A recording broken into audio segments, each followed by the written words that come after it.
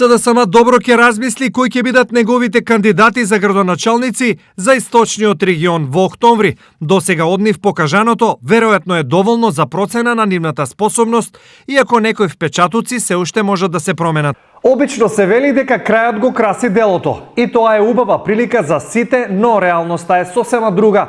Па дека СДСМ комплетно ќе довери втор мандат на сегашната постава е практично невозможно.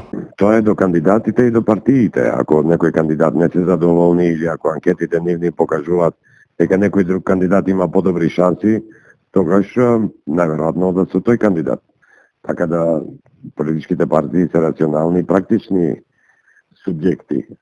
Тие одат за да победат, а не за да учествуваат во процес. Секако, ова е дел од големите партиски стратегии, но не само поради нив, туку по многу други основи, неколкумина градоначалници од источниот регион се пред заминување.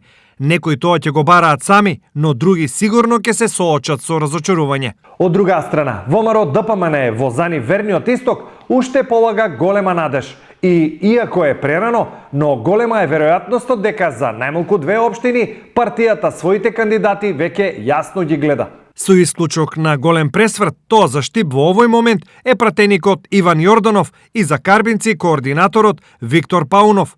Сепак, дали раното откривање на кандидатите е предност? По моје мислење е предност, затоа што јавноста може да се запознае. Некогаш имаме кандидати кои не се познати на јавноста.